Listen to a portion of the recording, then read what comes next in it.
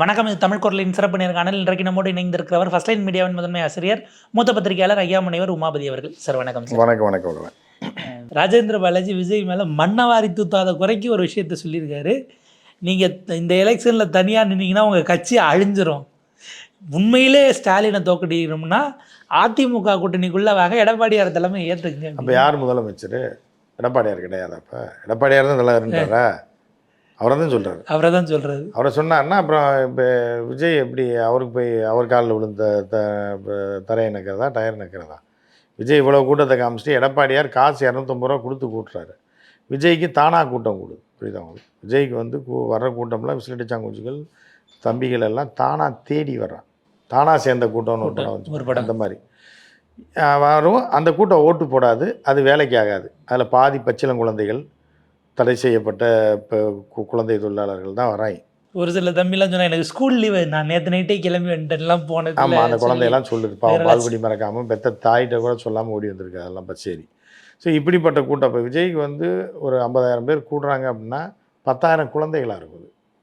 நீ கூட்டம் முடிஞ்சு கலைஞ்சி போகும்போது பார்த்தீங்கன்னா தான் தெரியும், சின்ன சின்ன பிள்ளைங்களாம் நிற்கும். 12 வயசு 13 வயசு சிறுவர்கள் சிறுமிகள்லாம் வந்திருப்பாங்க. அதே ஒரு 10,000 பேர் கழிச்சிடணும். அதுக்கப்புறம் வேடிக்கை பார்க்க வந்தவன், பால் வாங்க வந்தவன், கறி வாங்கிட்டு வண்டியை எடுக்க முடியாமல் மாட்டினவன் கூட்டத்துக்குள்ளே, இது ஒரு 10,000 பேர் போயிடும். மீதி 30,000 பேர் தான் ரசிகர்கள். அதில் 10,000 பேருக்கு ஓட்டு கிடையாது. மீதி 20,000 பேர் தான். அது அந்த மாவட்டத்தில் இருக்க 6 தொகுதிக்கு அதை பிரிக்கணும். ஆமாம், பிரிக்கணும். அது போக இன்னொன்று என்னென்னா, கிளவிகள்லாம் சொல்லும். ஒரு டைம் வந்து என்னென்னா, பொள்ளாச்சி நெகமம் கந்தசாமின்னு மிகப்பெரிய ரவுடின்னு வாங்க, பயங்கர பயப்படுவாங்க. நெகமம் கந்தசாமி பேரை கேட்டாலே எம்ஜிஆர் பீரியடில் எம்ஜிஆருக்கு பயங்கர வலதுகிற மாதிரி. ஒரு பக்கம் தாமரைக்கணி, இன்னொரு பக்கம் நெகமம் கந்தசாமி. பழைய ஆட்கள்லாம் தெரியும். பயங்கர செல்வாக்கு படைத்த மனிதன். 100கணக்கான ஏக்கர் வந்து பொள்ளாச்சி பக்கத்தில் நெகமத்தில் இருக்கவருக்கு பெரிய செல்வாக்கு படைத்த தேட்டரு பெரிய பணக்காரன், பெரிய ஆள். அவர் இன்னும் பரபரப்பான எம்எல்ஏ அந்த காலகட்டத்தில். அவர் ஒரு டைம் பிரச்சாரத்துக்கு எங்களை கூப்பிட்டு போகிறார். நான் சொல்கிறது 90s எண்டில், 99 2001 எலெக்ஷனுக்கு போகிறாரு. டிஎம்கே அவர் பக்கா ஏடிஎம்கே, ஜெயலலிதா துரத்தி விட்டதுனால சுயேட்சையாக நிற்கிறாரு. அந்த ஏரியாவில் அவருக்கு பயங்கர செல்வாக்கு, 50,000 ஓட்டு விடுவோம் அவருக்கு. ஸோ பிரச்சாரத்துக்கு போகிறான்னு கூப்பிட்டாங்க. சரி, நாங்கள் மீடியாவிலேருந்து போயிருக்கோம். பின்னாடி ஒரு காரில் போகிறோம், முன்னாடி போகிறாரு. கூப்பிட்டோடனே இந்த நரிக்குறவ இன சமூகத்தில் ஒரு கேம்பில் இருக்காங்க.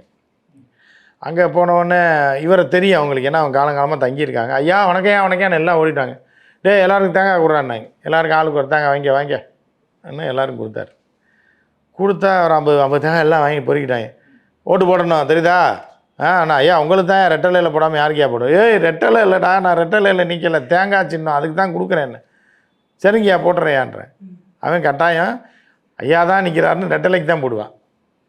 புரியுதா? இந்த மாதிரி தான் மக்கள் மனநிலை. இதை நம்ம ஃபீல்டிலே பார்த்துருக்கோம். இது எப்படி ஆகும் அப்படின்னா, நீங்கள் கூட்டணி எல்லாம் வந்து வேடிக்கை பார்க்குறாங்க. விஜய் கூட்டத்தை வயசானவங்கலாம் பார்க்கும்போது, தம்பி பரவாயில்லையா, எலெக்ஷன் நிற்கிதா, சரி ரெட்டலைக்கு போட்டு ஜெயிக்க வச்சுருவோம் தம்பியை அப்படின்னு பாய். தங்க தமிழ் செல்வனே சொல்லியிருக்காரு. போன முறை ஓபி சேர்த்து நிற்கும் போது போயிட்டு வந்து யாருக்குமா ஓட்டு போட்ட, உனக்கு தான் ரெட்டையில போட்ட நைனா ஓபிஎஸ்க்கு போட்டு பூரா பேரும் போன முறை தேனியில். இந்த மாதிரி மக்கள் தான் அதிகமாக இருக்காங்க. அப்போ கடைசியில் மிஞ்சினா 10,000 பேர் தான் ஓட்டு உள்ளவர்கள் விஜயை ஃபாலோ பண்ணுவாங்க. அவனும் பிரித்தா ஏரியாவுக்கு 2,000 ஓட்டு விடுவோம். இதுதான் விஜயோட வாக்கு வங்கி. இல்லை, அதிகபட்சம் 10 வருது. இல்லை, வராதவங்க வீட்டிலேயே இருந்து பார்த்தவங்கலாம் சேர்த்தா கூட 10லேருந்து 15 வரைக்கும் போகலாங்கிறாங்க. உச்சபட்சம் அதை தாண்ட வாய்ப்பு இல்லைங்கிறாங்க. என்ன சொல்கிறாங்கன்னா, விஜய் எவ்வளோக்கு எவ்வளோ வாங்குறாரோ அது அதிமுகவோட ஓட்டாக தான் காலியாக போகுது. ஏன்னா திமுக திட்டுறதுங்கிறதுன்னு அதிமுக தோன்றதுலேருந்து அது ஒன்று தான் அவங்களுக்கு இருக்க ஃபார்முலா. அதையும் இவர் பங்கு விரிச்சிட்டாரு. திமுக திட்டுறது அவங்களோட அது. இவர் நல்லா திட்டுறாரு அப்படின்னு பாதி பேர் எங்கிட்டு போடுவாங்க. அவர் நல்லா திட்டுறாருன்னு எடப்பாடிக்கு போடுவாங்க. கடைசியில் தலைக்கு 250 ரூபா கொடுத்து எடப்பாடி வீணாக போகிறார். ஏற்கனவே 2 பேர் ஆளுக்கு ஒரு பஸ்ஸில் பிரச்சாரம் போயிட்டுருக்காங்க. ஒரு பக்கம் பச்சை பஸ்ஸோட எடப்பாடி பழனிசாமி, இந்த பக்கம் விஜய் அவரோட. விவசாயம் இல்லை, காலையில் களப்பறிச்சிட்டு தான் கஞ்சியே குடிப்பார். அப்படி ஆளுக்கு ஒரு பக்கமாக போகும்போது 3வதாக ஒரு காவி பஸ் வந்து உள்ள லான்ச் ஆகுது. நயினார் நாகேந்திரன் தமிழ்நாடு முழுக்க சுற்றுப்பயணம் கிளம்புறாரு. அதுக்கு எடப்பாடியை சந்திச்சு அவர்கிட்ட வாழ்த்தெல்லாம் வாங்கிட்டு நீங்கள் தான் தொடங்கி கூப்பிட மாட்டார், வாழ்த்து வாங்கி தொடங்கி வைப்பார். கூப்பிட்டாருன்னா 250 ரூபா அவரில் கொடுக்கணும். யார் கொடுக்குறதுன்ற பிரச்சனை வரும். இது பிஜேபி 250 ரூபா தனி. எடப்பாடியார் 250 ரூபா ஏற்கனவே கொடுத்து முடிச்சிட்டாரு, பல இடங்களை சுற்றி வந்துட்டார். அது தனி இது தனி. இப்போ காசு இல்லாமல் விஜய்க்கு மட்டும்தான் கூட்டம் வருது. ஏன்னா சினிமா 200 கொடுத்து பார்க்குறதுக்கு ஓசியில் பார்க்குறாங்க, அவ்வளோதான். இதுதான் இப்போ எடப்பாடியார் 200 கொடுத்தா வந்து பார்க்குறாங்க, 200 வாங்கிட்டு பார்க்குறாங்க. அதுதான் அதில் ஒரு முக்கியமான விஷயம். இப்போ நயினார் நாகேந்திரன் யாருன்றத ஒருத்தர் பஸ்ஸில் வராருன்னு மட்டும் தெரியும். இவர் யாரா குறுக்கால பஸ்ஸில் வர்றாரு, புரியுதா உங்களுக்கு? அப்படின்னு எவனுக்குமே தெரியாது. இப்போ நாகப்பட்டினத்தை போய் நயினார் நாகேந்திரன் ஃபோட்டோவை காட்டுங்க, என்ன சொல்லுவாங்க? இங்கே பார்த்த மாதிரி இருக்குன்னு கூட தெரியாது. அவங்க தெருவில் எங்கேயாவது பார்த்துருப்பாங்க, டீ கடையில் அவர் மாதிரி இருக்கேன்னு தான் சொல்லுவாங்களே தவிர இப்போ யாருன்னே தெரியாது நயினார் நாகேந்திரன். இல்லை சார், இதுக்கு முன்னாடி ஒரு மாபெரும் எழுச்சி அண்ணாமலை ஒரு பஸ் எடுத்துகிட்டு போனார்ல, அது அண்ணாமலை வந்து எப்படின்னா மீடியா, சோசியல் மீடியா வச்சு செல்ஃப் ப்ரொமோட் பண்ணி தன்னை யாருன்னு ஊருக்கு தெரிவிச்சுட்டு அதுக்கப்புறம் நான் தான் அண்ணாமலைன்னு வேன் எடுத்துகிட்டு போனாப்புல. இப்போ நயினார் நாகேந்திரனை யாருக்குமே தெரியாது, எந்த ப்ரொமோஷனுமே கிடையாது, எந்த கார்ப்பரேட் யூடியூப் சேனலும் வந்து ப்ரொமோஷன் பண்ணல, கொடுக்கலையான்னு தெரில. அவங்க போய் இவரை வச்சு காமிச்சு ப்ரமோஷன் பண்ண முடியாது. ப்ரமோஷன் பண்ணுறதுக்கு என்னென்னா 2-3 விஷயம் வேணும். எப்படின்னா இவங்களுக்கு ஸ்டஃப் இருக்கணும், ஏறி அடிக்கிற ஆளாக இருக்கணும், அப்போ தான் அந்த ஆளை வச்சு ப்ரொமோட் பண்ண முடியும். அமைதியாக இருக்கிறவங்களை வச்சு ப்ரொமோட் பண்ண முடியாது, புரியுது அவங்களுக்கு? ஸோ நயினார் நாகேந்திரன் அதுக்கு வேலைக்கு ஆக மாட்டார். இல்லை, அவர் தான் அண்ணாமலை புயல் மாதிரி, நான் தென்றல் மாதிரின்னு ஆரம்பிக்கும் போதே சொல்லிட்டேன் போதே ஆஃப் ஆகிறாருன்னு அர்த்தம், புரியுது அவங்களுக்கு? ஸோ ஏன் ஃபேன் மாதிரின்னு சொல்ல வேண்டியதானே? அவர் ஏசி மாதிரி, ஒரு ஃபேன் மாதிரி, டேபிள் ஃபேன் மாதிரி, நான் அவர் சீலிங் ஃபேன் மாதிரி, இப்படி ஏதாவது சொல்ல வேண்டியதான். நயினாரெல்லாம் பாவம், அவங்க ஊரை தானே யாருக்குமே அடையாளம் தெரியாது. திருநெல்வேலிக்குள்ளே தெரியும், அவரை பார்த்தோமா அவன் எம்எல்ஏயா நயினார் அப்படின்னாங்க. ஏழு ரெட்டையில நின்னாரான்னு அவருக்கும் கேட்பாங்க, இவர் ரெட்டையில நின்னார்ல நின்றுருக்காரு அவர். ஆமாம், நயினாருக்கு ஓட்டு போடுறேன்னு ரெட்டலைக்கு போட போகிறாங்க பாருங்க, போட்டிருக்காங்க. கூட்டணிக்குள்ள இருக்கிறதுனால இப்போ ஒரு சிக்கல் இல்லாம ரெட்டலை நிக்கல போலன்னு அவரை காணா, அவர் பேரை நீக்கிட்டாங்க போல, காணான்னு விட்டுருவாங்க. அது ஒரு பிரச்சனை இருக்கு இவர்களுக்கு. எல்லாமே கடைசியில் கடுப்பாய் நோட்டாக்கு போட்டுருவாங்க. பிஜேபின்னா நோட்டா தானே, அவன் நோட்டாக்கு போட்டுருவாங்க.